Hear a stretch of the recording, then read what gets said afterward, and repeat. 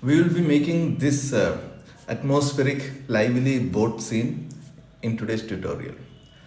Our approach will be very simplified and impressionistic. Hi friends, I am Vanidas Mangathil and let us learn watercolors together. I am using a cold pressed watercolor paper to 300 GSM rough texture paper, and the brand is CONECO. I'll give the details in the description below. And I am mixing some grayish tone by adding Payne's gray, little bit of blue and touch of burnt umber. It is a kind of an atmospheric kind of a gray. This grace will set the overall atmospheric, feel of this painting. Right. I think it is sufficiently, it is sufficient now. The sky part is sufficient. I haven't made any drawing for this. So I'm making the top maybe 60% as the sky. And now let us add some sense of water body by adding slight blue to the same color mix. It is the same color but adding little bit of blue to that. Okay, little bit of ultramarine blue to the previous mix. We are making the water, and I'm making it slightly gradated, darker at the bottom. Okay, so that will give some sense of depth. Okay, making it darker as it goes down.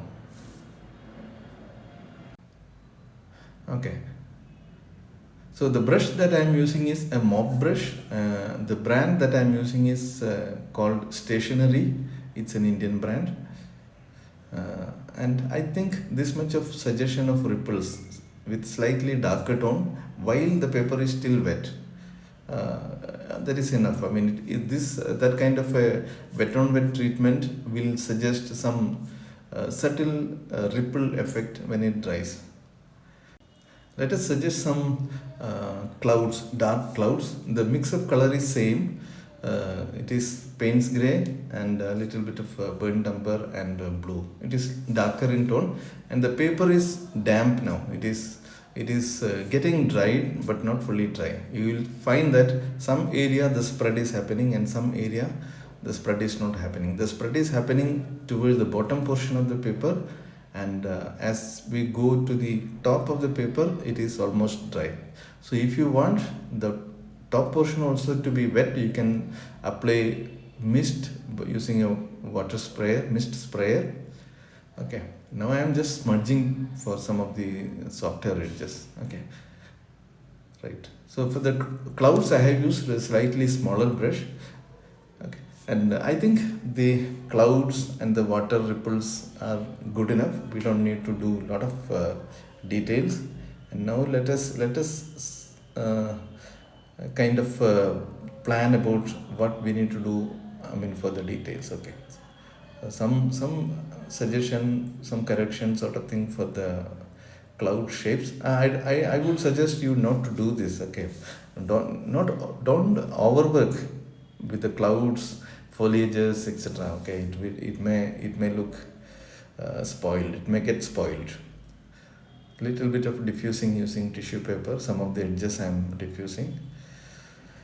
And now we have to think of the darker tones for the details. Okay, now at this point the paper is fully dry, or it is, you can say, almost dry. Okay, so I am mixing the same color and suggesting some more ripples. Okay, little bit more ripples, and once the ripples are done, maybe we will have to think of the actual details, the faraway elements, the boats, etc. So for that, currently I am using mainly burnt umber and little bit of Payne's gray mixed. Okay, it is darker mix. Okay, and see, for this atmosphere we may not get bright colors. Okay, we may not actually find bright colors. Bright colors may not suit. So I am using the same kind of same family of colors, brownish, grayish kind of color, and I'm trying to kind of suggest something at the far, maybe some sort of bridge or platform sort of thing, so that there are some contrast, some elements of interest at the distance. Okay, So this is kind of a background for adding the boats later. Okay, the boats will be our main element.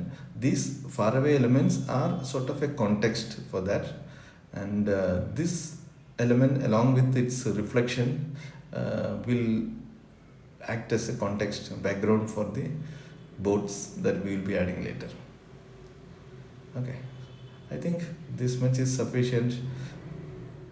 See, the more details you add, uh, see, to some point you can keep adding the details. Beyond a point, if you add details, you might spoil the work. Okay, now these are some suggestions of the reflections maybe. Okay, I don't want to do it too much in details. At some area I'm smudging with my finger because I don't want the contrast to happen all over the place. So around at this area I want more of contrast around the 2/3 from the left. You know where usually we keep the focal elements based on the rule of 3, rule of third. So I also pay a little bit of attention for the details around the 2/3 portion of it. Yeah, maybe we'll add some more details here, some buildings or something of that sort. A suggestion, right? No, we don't have to really worry about the precise shapes here. So this is just an overall shape that matters. Okay, this shape is acting as a compositional, element for this particular scene. I am not worried about the precise details of it.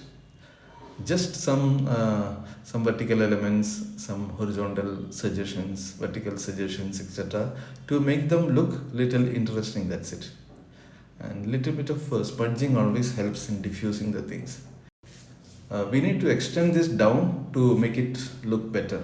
So it is the building is far away, and in front of the building we have the bridge, and that's it. We will add some reflections to make it look more convincing.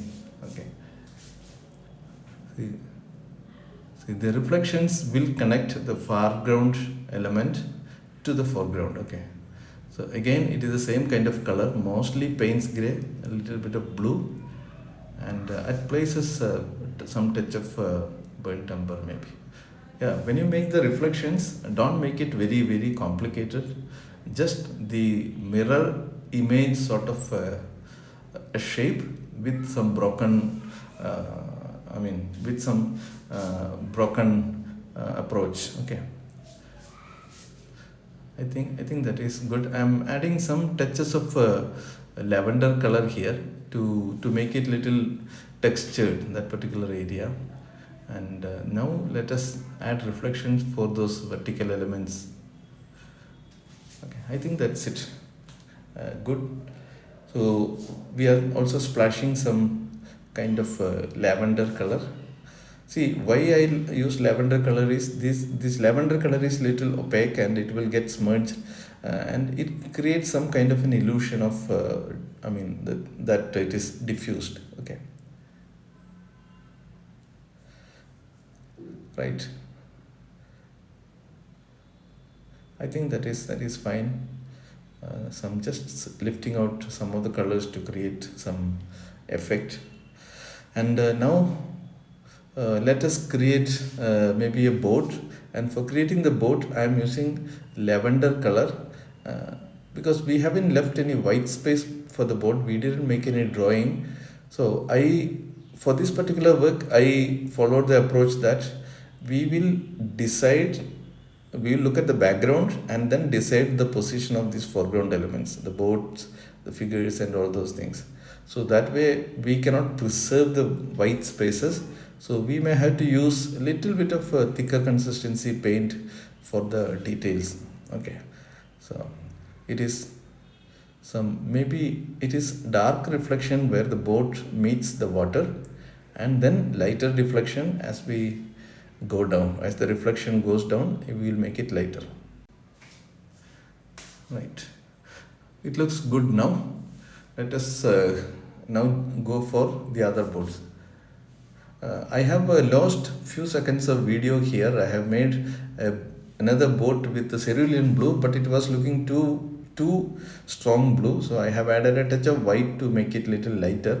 If you're following along, don't use white to adjust the color later. Try to mix the color in advance and not use white color. Okay, it is conventionally white and black colors are not used in watercolors, so I try to avoid them, but if felt necessary, if adding of white or black makes it look better, I usually don't hesitate to add these colors.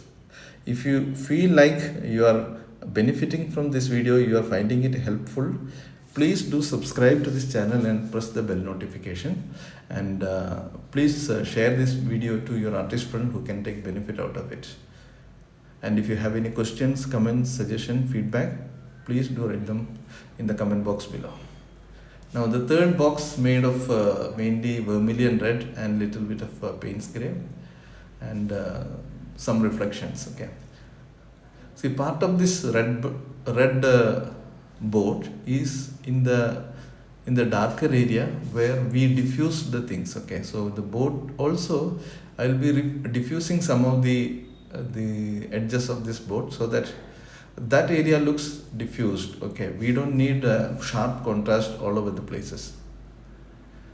I have now used what you call it as cobalt green. Okay, this is cobalt green color, and with a synthetic round brush I am adding some figures using the cobalt green color.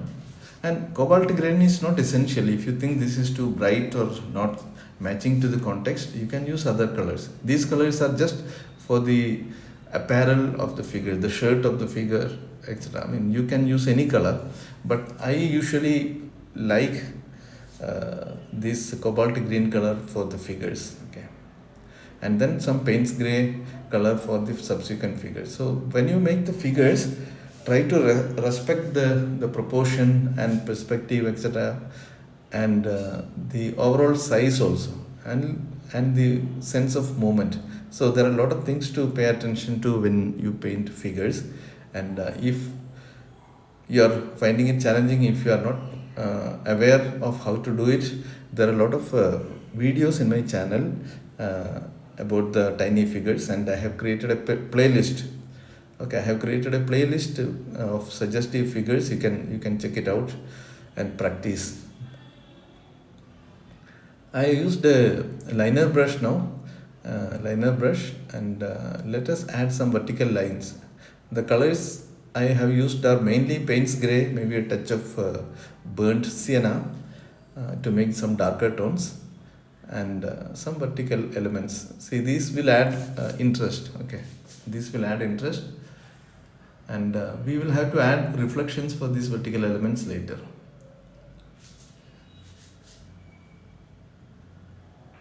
So I hope you are seeing that this is getting developed. It is making more and more sense as we add more and more elements. It is adding more and more sense. Things are getting more and more convinced. Okay, at least I feel that these are convincing. I'll be curious to know how you feel about it. Do you think it is convincing or not? Do you have any suggestion for improvement? Anything about the placement of the boat or the details, etc.? Please do let me know. I'll be happy to know your feedback, your views, your suggestions, and those can be probably included in the future tutorial videos. Okay, these are some tiny orange touches for the skin tone of the figures, and it should be done very carefully because the figures are very tiny, and if you make these orange touches slightly wrongly, it might give a negative impact. Okay, see, overall I think this is okay. The focal element of the red boat and the blue boat, etc., they are getting good attention, and overall I feel that it is interesting. Okay, so let us finish it by adding some tiny touches of white highlights, and this again should be done very judiciously. If you are against usage of white in watercolors, please skip this step. Okay, don't feel compulsory to use white. I like to use these white highlighting touches. Okay, I think we are pretty much done. I'm just thinking if I should do anything more. Okay, so do you think we should add anything more? Many people like adding boats, not boats, birds in such scenes. For some reason, I'm not a big fan of adding birds, but if you think adding birds can help, please do let me know. We will add in the future videos. Right. I think we are pretty much done, and we should now be signing it, and then declaring it as done. Okay. Now